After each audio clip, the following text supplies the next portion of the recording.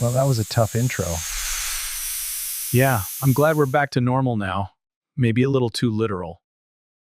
Herkese merhabalar. Ben Burak Semşenyurt, sevgili dostum Alper Konurak ile birlikte sizlerle birlikteyiz tekrardan. Dinozorlarla Kafa Üfleme'nin 6. bölümüyle karşınızdayız. Bu bölümde sizlerle birlikte aslında robotlar dünyasına bir seyahat yapmaya çalışacağız. Ve robotların nereden nereye gittiğini yarım saat içerisinde değerlendirmeye çalışacağız ama bilmiyorum buna saat kalabilecek miyiz? Böyle geri bildirimler de aldık sizlerden değerli. Hani biraz daha böyle daha kısa bir şey de yapmaya çalışıyorum ama geniş bir konu tabii. Sizin de takdir edeceğiniz gibi. Bugün açılışı Alper Hocam dedi hani sen yapar mısın dedi. Ben de böyle bir giriş yapmaya çalıştım. Diyerekten hocam hoş geldin diyorum öncelikli olaraktan. Sefalar getirdin. Nasılsın? Hoş bulduk. Hoş bulduk hocam. İyiyim. Sağ ol. Sen nasılsın? Ben de iyiyim İyi hocam. gördüm Çok seni. teşekkür ediyorum. Teşekkür ederim. Parlıyor olabilirim gene. Evet. Bir türlü şey yapamadığımız için her zaman Ya, parlak canımı biri bırak. çektirdim. Aynen canımı çektirdim, ben de yapacağım. Ben Evet yukarı abi. doğru yapsam daha mantıklı olacak sanki ama hayırlısı, Evet. bakarız artık. Ama işte şurada bir iki tel var. İyi, Evet sende hocam varmış, şimdi bende o da yok. zaman tabii şey yapıyor. Hocam yavaştan başlayalım istersen. Bugün güzel bir Tabii ki. konumuz var. Robotları biraz, robotik teknolojilerde şu an çok güzel gelişmeler de görüyoruz, duyuyoruz ve aslında bizi şaşırtan gelişmeler de oluyor. İnsansız robotlar özellikle bir devrimin kıyısında gibi duruyorlar. Nereden başladı, nereye gitti, her şey belki yani son bir 50-60 yıl içerisinde çok hızlanmış olabilir ama çok daha eskisi var bana kalırsa. Dolayısıyla böyle bir 3 bölümde ele almaya çalışırız istersen. Bir gününü bir konuşabiliriz. Bugünkü durumu biraz değerlendiririz. Biraz da belki gelecek için bir vizyon çizebiliriz. İlk mesela sen ilk robotlarla mesela popüler kültürde ne zaman karşılaşmıştın? Hatırlıyor musun abi? Çocukluk dönemlerinde mutlaka denk geldin sanırım.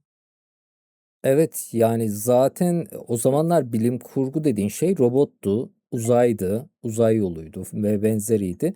Ben de yanlış hatırlamıyorsam ya Voltron'dı ilk robot ile karşılaşmam, ya da Transformers'tı. Bunlardan biriydi. Çünkü o zamanlar çizgi romanlarda veya çizgi filmlerde bunlar çok daha rahat şey yapılabiliyordu, çekilebiliyordu diyelim. Öbür türlü çok büyük prodüksiyonlar yapmak lazımdı. O yüzden de sinemaya biraz daha geç geldi diyebiliriz veya daha insansı görünenleri vardı. Hani cyborg deniyordu. Cyborg ama insandı, yani bildiğin insan çekiyordu. Üzerine bir şey konmuyordu. Tabii sonraki dönemde Terminator falan da geldi. Bir de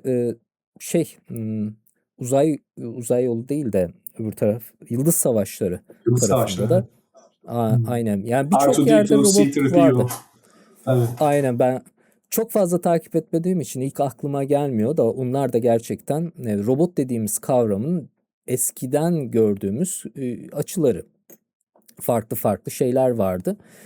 Yani bunlarla büyüdük ve bunların hikayelerini, kitaplarını da okuduk. Ve hepsi diyordu ki 2000'lerde her yerde robotlar olacak ama sene 2026 hala da her yerde robot, yani insansı robot şeklinde yok. Evet, elektrik süpürgesine bakarsanız var da. Sen ne zaman şey yapmıştın hocam, tanışmıştın robotlarla? Valla hocam işte sen Voltron deyince tabii ben de Voltron'u izlediğim dönemler hatırlıyorum. Özellikle pazar günleri oynardı. Pazar sabahları saat 10'da falan. Bir tanesini çok iyi hatırladığım bir yanı, acı bir yanı benim için. Acı olmasının sebebi kolej sınavlarının açıklandığı 5. sınıftan sonra işte. Biz tabii ben de 5-3 okuduk. Kolej sınavı sonrasıydı. Kazanamamıştım ben. Çok böyle ağlamıştım sabah hatırlıyorum. Sonra Voltron başladı. Bütün ağlamam gitmişti abi Voltron'u izlerken. Demiştim ne kadar güzel. Ya işte çocukken böyle çizgi film falan gibi şeyler hoştu. Tabii ben bir de olaya biraz daha farklı bir bakış açısı getirmek isterim abi. Şöyle ki çok böyle geçen seneydi galiba. Cezeri'nin Olağanüstü Makine diye bir kitap almıştım. Tedarik etmiştim.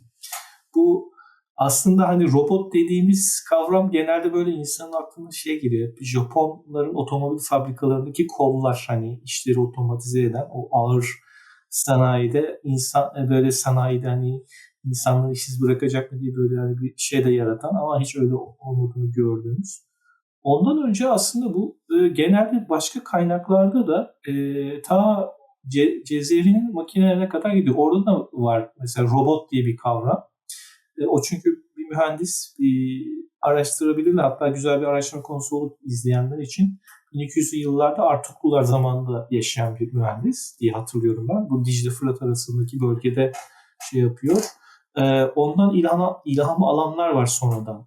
İşte Da Vinci falan ondan ilham aldığını söylüyorlar, ediyorlar gibi. Ondan öncesine dair kayıt yok aslında. Belki başkaları da vardı. Belki robotla ilgili bir şey tasarlamaya çalışan falan ama o zamandan başlamış aslında. Hani herhalde insanın hayatı kolaylaştıracak bir takım mekanikleri oluşturma serüveni, işte bir şeyleri otomatize etmeye çalışma, yani tekrarlı işleri veya zor işleri robotlara yaptırıp bizi daha böyle refaha erdirme gibi, ama bunun da felsefi boyutunu tartışabiliriz bence sonrasında belki.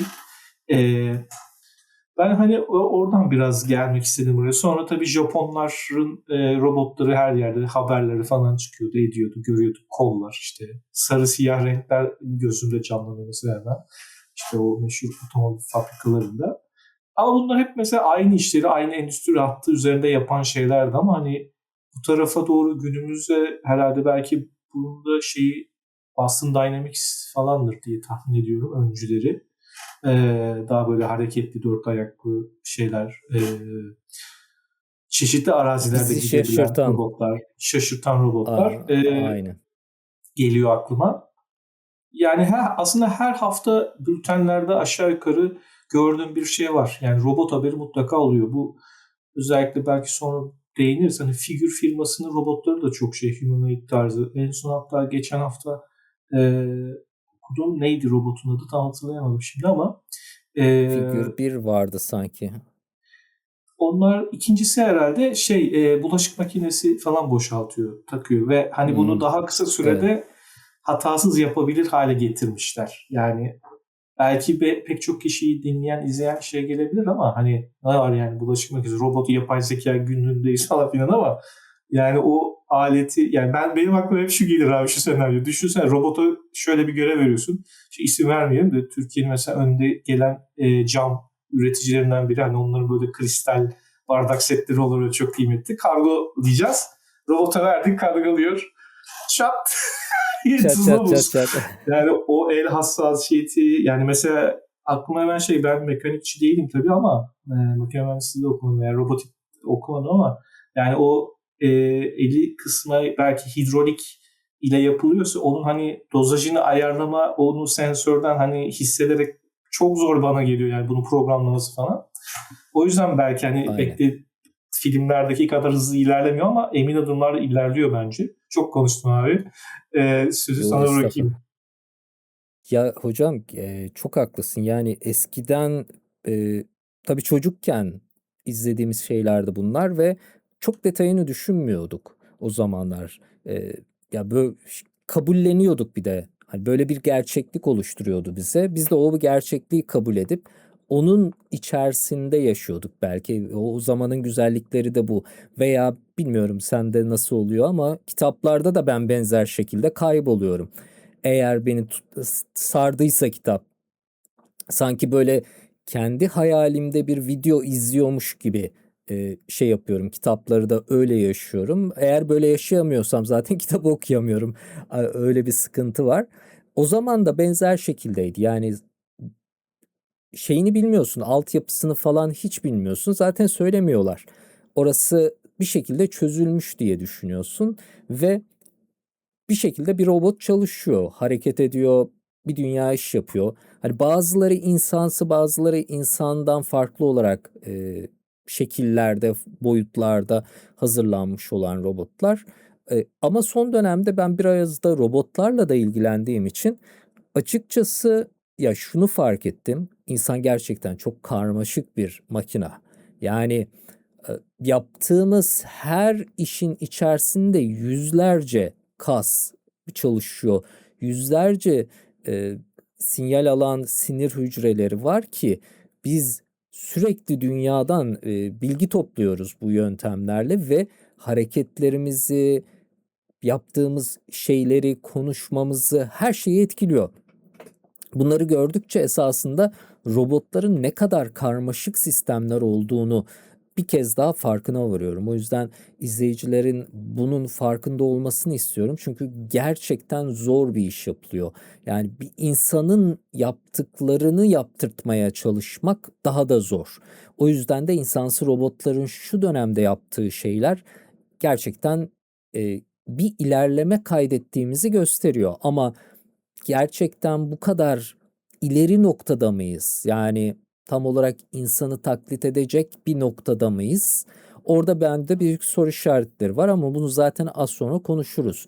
Şimdi eskiden robotların dediğim gibi içlerine bakmazken çok rahatlıkla bir robotun her şeyi yapabileceğini düşünüyordun. Yürüyebileceğini, koşabileceğini düşünüyordun ama yürüyen robotlar ya önceden de vardı ama çok basit şeylerdi. Şimdi 2 ayak üzerinde yürüyen robotlar çıktı. Sonra bir dönem Boston Dynamics'in özellikle robotları dövme veya iktirme şeklindeki operasyonlarını gördük ama gerçekten zor bir şey. Yani dengesini kurabilmesi, insanda bu ne kadar önemli bir kavram olduğunu oradan görüyorsun ya. Bunu öğretebilmek için Boston Dynamics bayağı uğraştı. En sonunda becerdiler tabii. Sonrasında hareketlerle, benzer şeylerle devam etti.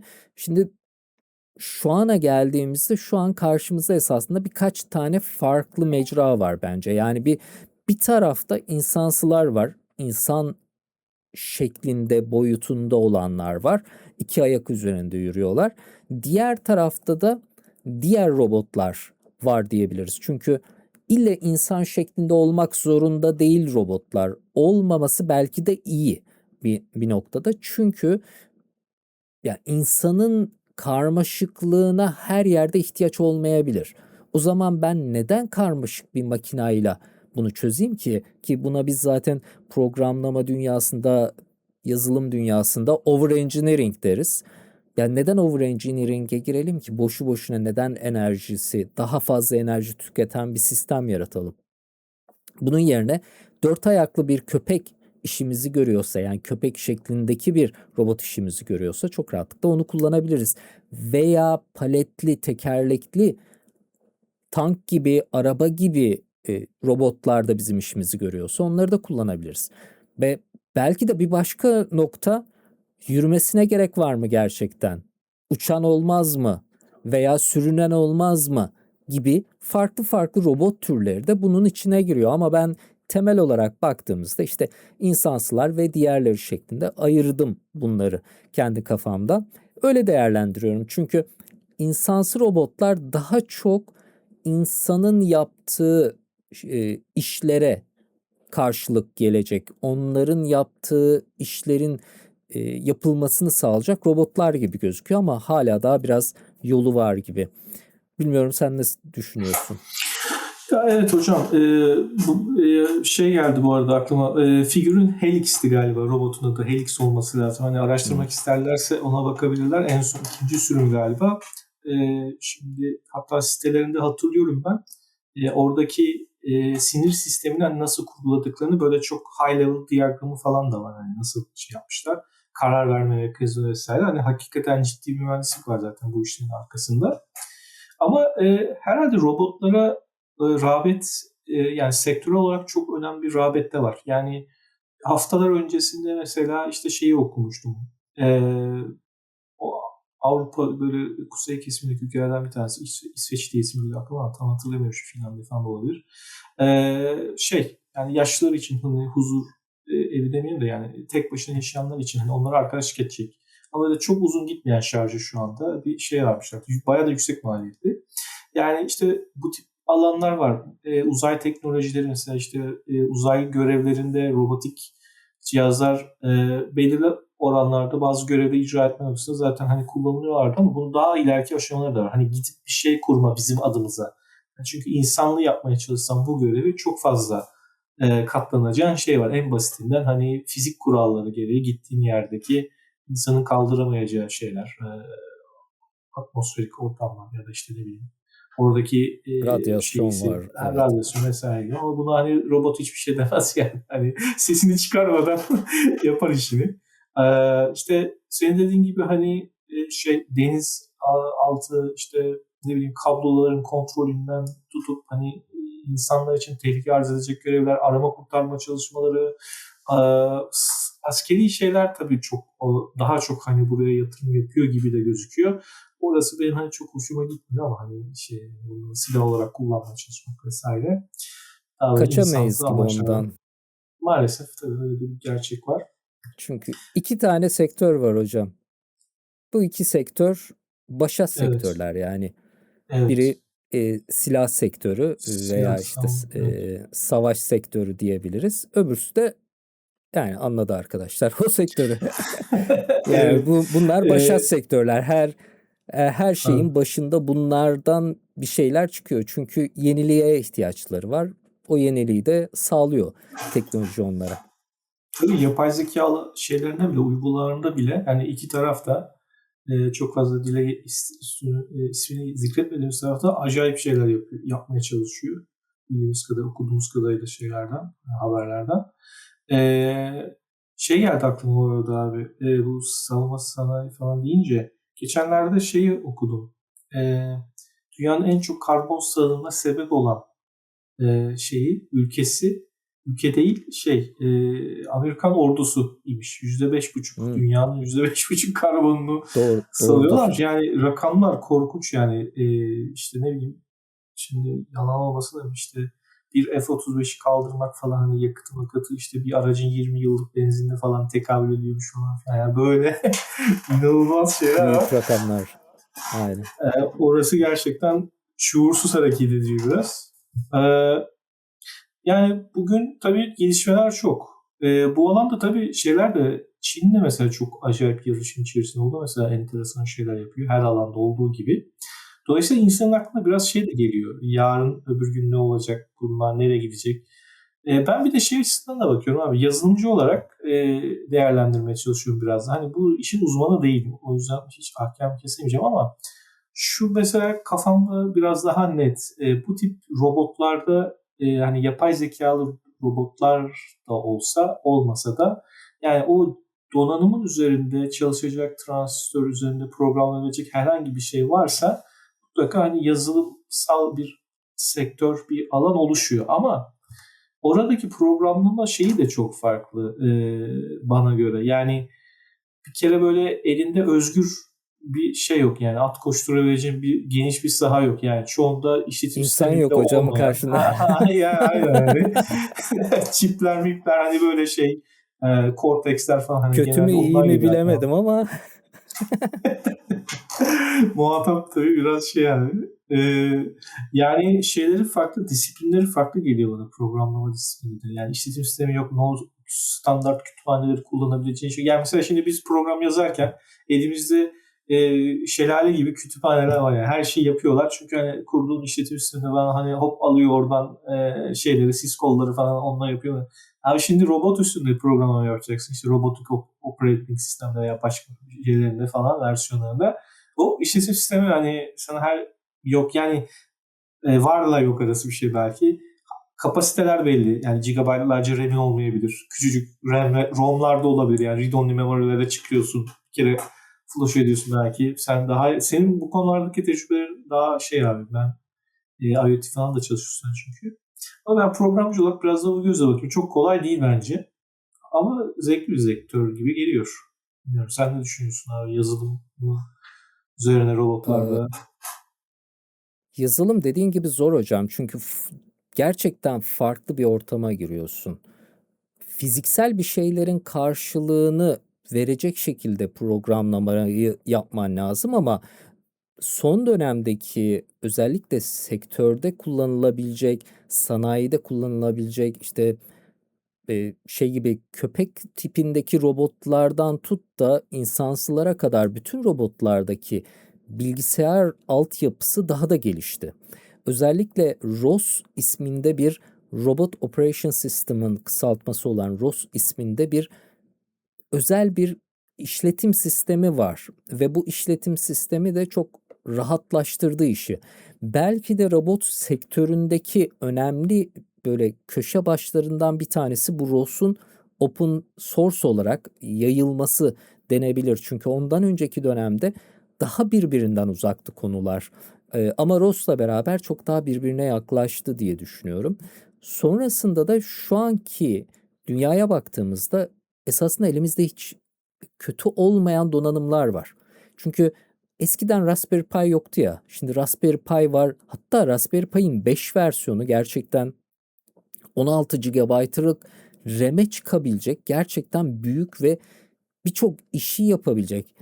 Yani en basitinden evde kendi sunucunu kurabileceğin bir altyapı sağlıyor sana. Yani bunun robotun üzerinde çalışması demek gerçekten birçok şeyi yapabilir anlamına geliyor. Tabii bu yeterli mi? Eğer yapay zeka ile bir şeyler yapacaksan, yani burada yapay zekayı LLM gibi düşünmesin izleyicilerimiz. Yapay zekadan kastımız hareketlerin nasıl yapılması gerektiğine karar verecek bir algoritmanın arkada çalışıyor olması. Her zaman bu bir yapay zeka algoritması olmayabilir. İşte endüstriyel robotlarda kullanılan standart algoritmalarla sürekli aynı şeyi aynı hızda, aynı zamanlamada yapan robotlarda kullanılan mantık da olabilir. Ya da önündeki kamerayla önünü gören robot, yani üstündeki kamerayla önünü gören robot sayesinde önüne bir şey çıktığında durabilen, onun çevresinden dolaşabilen veya onu önünden kaldırabilen robotlar da yapabiliyoruz.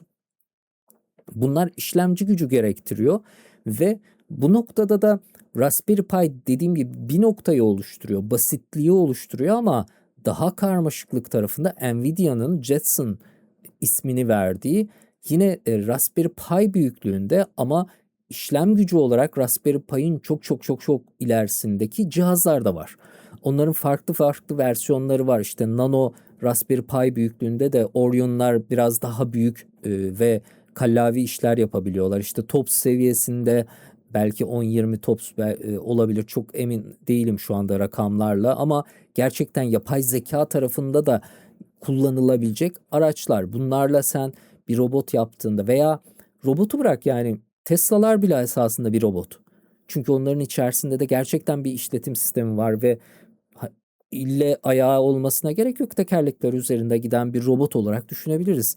Sen uzaktan kontrol edebiliyorsun gibi ve bunun gibi böyle bir sürü elektrikli aracın da otonom sistemlere sahip oldukça içindeki bilgisayar aksamı genişliyor.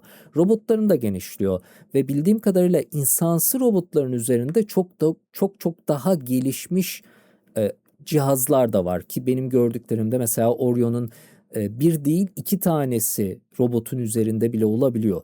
Çünkü hani bir tanesi hareketi, robotun ayakta kalması, yürümesi ve benzeri hareketlerini kontrol ederken diğeriyle de diğer işlemleri yapabiliyorsun. Çünkü tek Orion yetmiyor olabilir buna. Hatta yanlış hatırlamıyorsam Unity'nin de H1 robotu üzerinde Intel işlemcili bir PC var. Ya buradan şu çıkıyor karşımıza. Robot dünyası gerçekten üzerinde bilgisayar barındıracak hale gelmiş durumda. Zaten olması gereken bu. Çünkü insansı robotlara baktığınızda insan gibi hareket edebilmesi için bu tür bir donanıma zaten ihtiyacı var. Yani olması gereken de o. Hatta daha fazlasına bence ihtiyaç var. Çünkü insan hareketlerini düşündüğünüzde, insan sinir sistemini düşündüğünüzde gerçekten karmaşık bir dünya var. Ve bizim beynimiz bunun hepsini yönetebiliyor. Sadece beyin değil, işte omurilik soğanı, beyincik gibi bir sürü farklı mekanizma da burada insanın hareketlerini yapmasını ve bir şeyler üretmesini sağlıyor. Ama robot tarafında bunların da bir karşılığının olması lazım ve bunun için de işlem gücü lazım. O yüzden hani robotlar bu dönemde bir şeyler yapmaya başladılar, hareket ediyorlar, istediğimiz işi yapıyorlar. Yani çamaşır katlayan robotları gördük. Amazon'da paketleri birbirinden ayıran, gideceği yere göre ayıran robotlar gördük. Ama bunlar mesela Amazon'daki robot bildiğim kadarıyla sabit robot. Yani elleri kolları hareket edebiliyor ama bacakları yok. Olduğu yerde işleri yapabiliyor gibi farklı etkileri var. Çünkü insanın tamamına belli işlerde ihtiyacımız olmayabilir. O yüzden de bu tür robotlar da geliyor. Şimdi durum böyle olunca tabii insanların aklına hep şu geliyor bence. Robotlar bizim işimizi elimizden alacak mı? Evet alacak. Yani bence kısa cevap alacak. Ama önemli soru şu. Ne zaman olacak bu iş? Sence ne zaman olacak? Var mı bir tahminin veya düşüncen? Valla yok. Yok diyeceğim. Yani şimdi yakın gelecekte hani olmaz diye tahmin ediyorum öyle bir şey. Aslında bu konuda şey vardı, bu senenin başında gene Dünya Ekonomi Forumu, yine toplandılar onlar.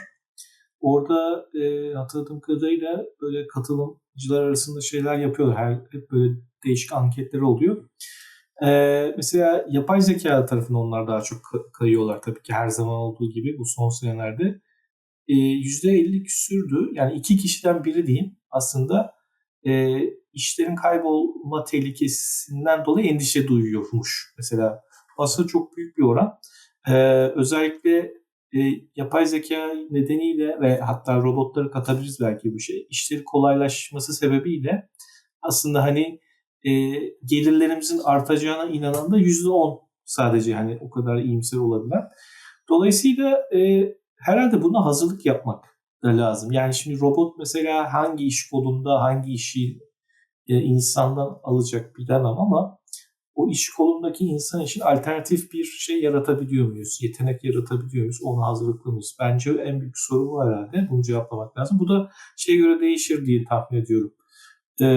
Ne yazık ki coğrafyadan coğrafyaya değişir, imkanlardan imkanlara değişir gibi düşünüyorum. Dolayısıyla çok böyle bir konjonktür çizemeyeceğim, ama ben şeyi merak ediyorum mesela abi. Diyelim ki bu alanda belirli o ilerlemeler olacağı kesin. Yani robotik teknolojiler üzerine daha da fazla şeyler göreceğimiz kesin. Endüstriyel anlamda buraya girecek olan yeni oyuncular da olacağı gibi gözüküyor.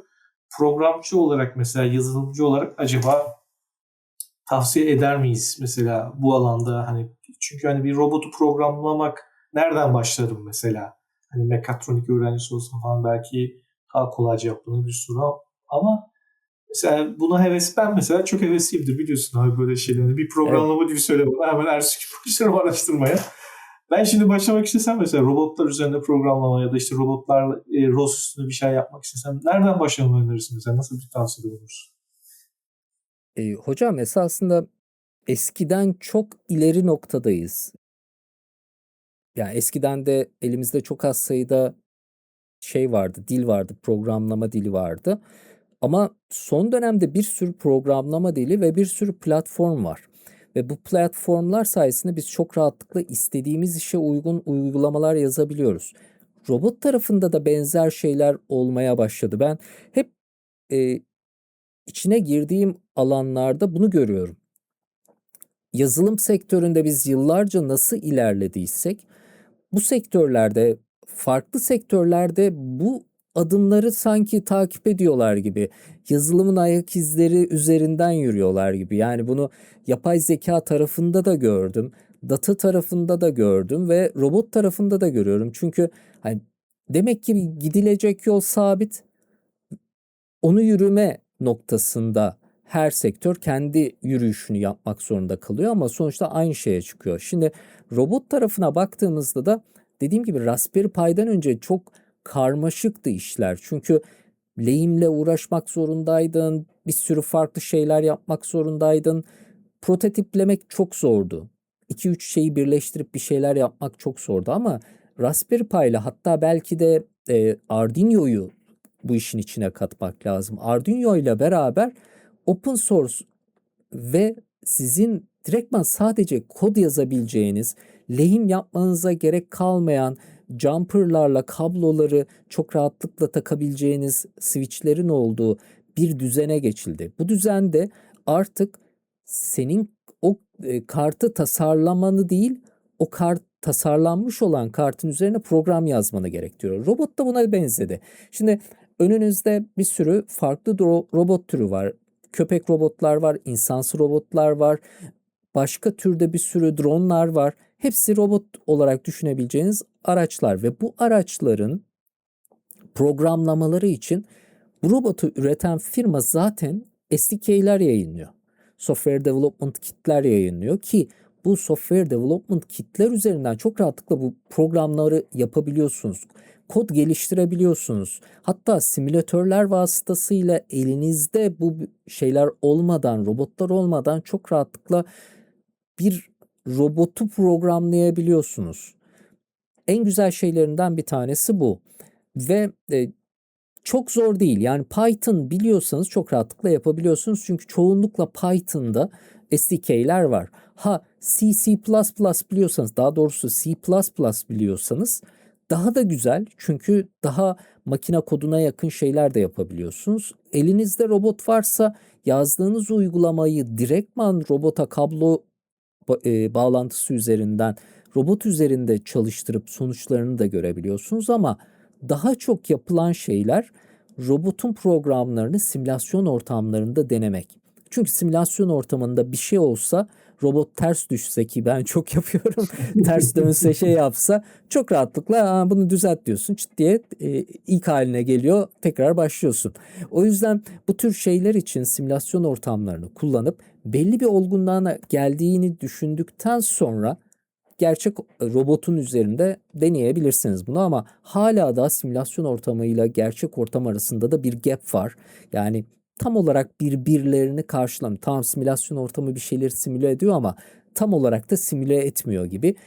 Bunun da sebebi bence şu. Hani çok emin değilim ama bence dünya dediğimiz yer çok aşırı parametreli bir alan.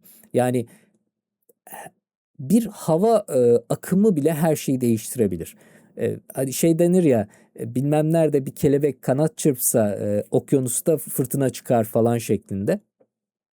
Bunların hepsi etkili ve bunları hesaplayamıyorsunuz. Yani simülasyon ortamı da belli kabullerle çalışıyor. Tamam fizik motoru falan filan var ama içindeki her şey birebir dünyanın aynısı değil. Dünyanın aynısı olmadığı için de gerçek hayatla tam örtüşmeyebiliyor. Ama bu sizin e, uygulamanızı test etmeniz için gerçekten size bir ortam sağlıyor ve sizi belli bir noktaya getiriyor. Sonrasında fiziksel dünyaya geçip fiziksel robotlarla çalışmanız lazım. O yüzden zaten Boston Dynamics gibi firmalar önce eğitimlerini veya programlarının optimizasyonunu simülasyon ortamında yapıyorlar. Sonra da gerçek hayat optimizasyonlarıyla uğraşıyorlar ki en düzgün hale gelsin. Bunun etkilerini de son yıllarda görüyoruz. Yani bunlardan hareketle robotlar bence çok yakın yani çok farklı şeylerini gördük. Ya bunu da mı yapıyor robot, şunu da mı yapıyor diyoruz ama benim gördüğüm, içinde olduğum kısımda gördüğüm şey şu.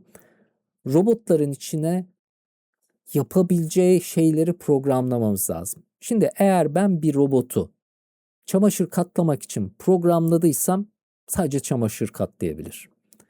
Git şu bulaşıkları yıka veya bu bulaşıkları makineye doldur diyemezsin. Eğer bunu istiyorsan onun için de ayrıca çalışman lazım.